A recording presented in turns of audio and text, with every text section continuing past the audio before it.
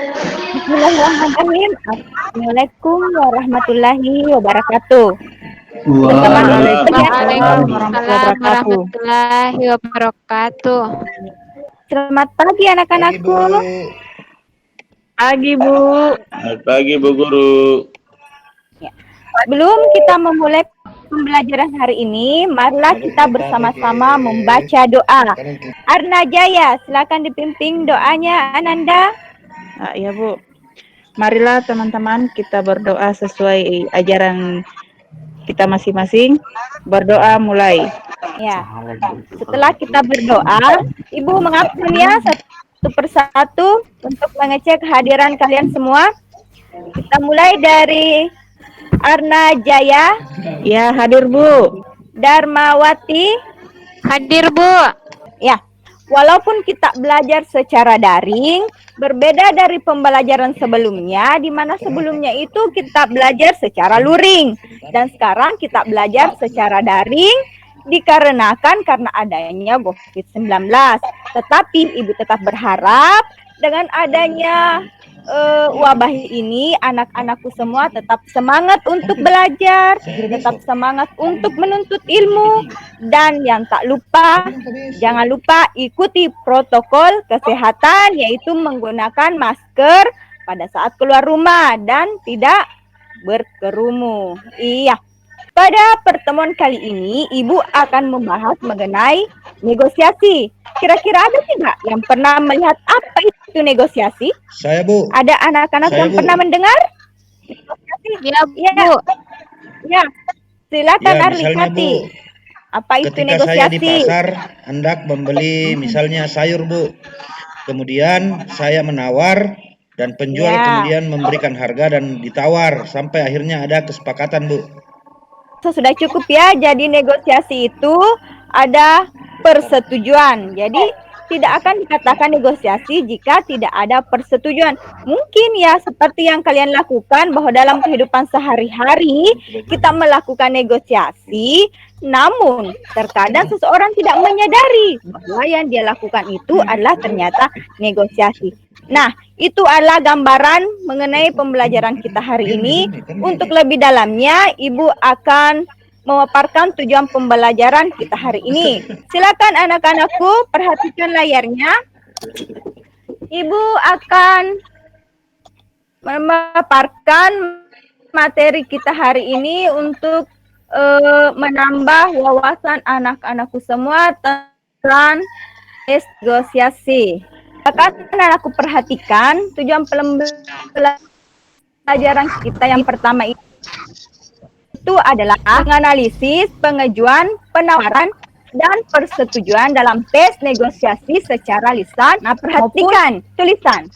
Negosiasi adalah bentuk interaksi sosial yang berfungsi untuk mencari penyelesaian bersama antara pihak-pihak yang mempunyai perbedaan pendapat. Ya, jadi negosiasi itu adalah suatu interaksi di mana bertujuan untuk mencari kesepakatan.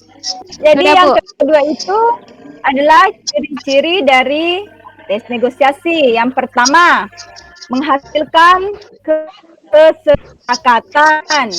Yang kedua, menghasilkan keputusan saling menguntungkan. Yang ketiga, sarana penyelesaian masalah atau sengketa. Yang keempat, memiliki tujuan praktis. Dan yang kelima, mewujudkan kepentingan bersama. Ini adalah ciri-ciri dari tes negosiasi. Nah, untuk yang berikutnya adalah contoh dari tes negosiasi. Siapa yang bisa membacakan? Arli, Bu. Arli, Bu. Oke, Arli. Ya, silakan. Tidak tampil, Bu. Tampilkan, Bu. Ya. Silakan dibacakan. Dengan saya saja, Bu. Dengan Ade, Bu. Dengan Ade. Oke. Ya, silakan. Saya jadi pembeli, Ade ya. Ya, silakan. Ya, Berapa harga sekilo mangganya ini, Bang? 30.000, Bu, murah. Boleh kurangkan, Bang? Belum boleh, Bu. Barangnya bagus loh, Bu. Ini bukan karbitan, matang di Iya, pohon. Bang. Tapi harganya boleh kurang kan? Kan lagi musim. 20.000 saja ya. Belum boleh Bu, 28.000 ya. Ya Bu, biar saya dapat untung Bu. Baiklah. Tapi saya boleh milih sendiri kan Bang? Asal jangan pilih yang besar-besar Bu, nanti saya bisa rugi. Iya Bang. Yang penting saya dapat mangga yang bagus dan tidak busuk. Saya jamin Bu, kalau ada yang busuk boleh ditukarkan. Baiklah.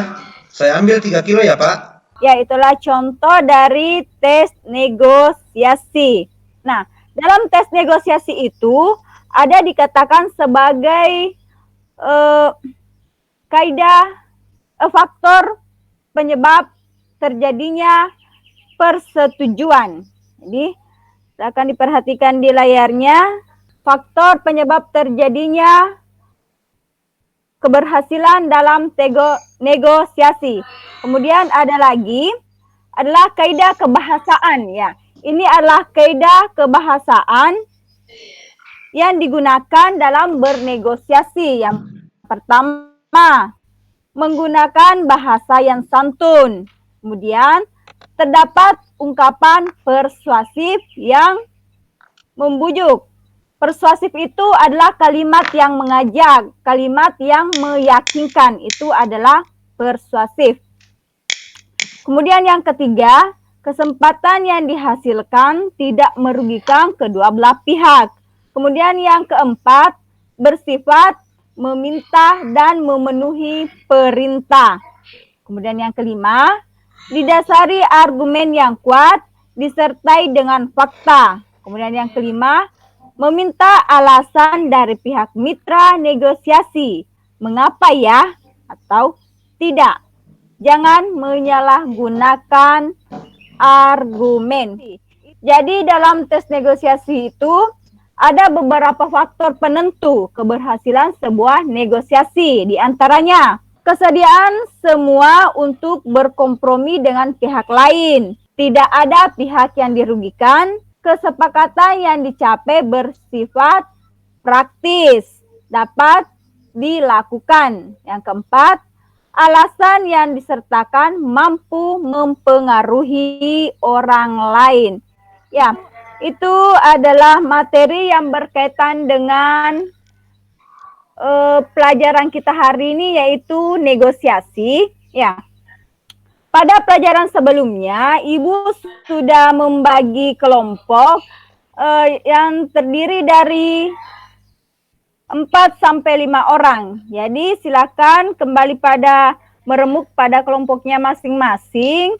Kemudian sebelum kita menyelesaikan tugas diskusi yang ada di LKPD, silakan anak-anakku simak dulu video tentang contoh dari negosiasi. Itu adalah contoh dari kegiatan negosiasi. Silakan anak-anakku meremuk pada kelompoknya masing-masing.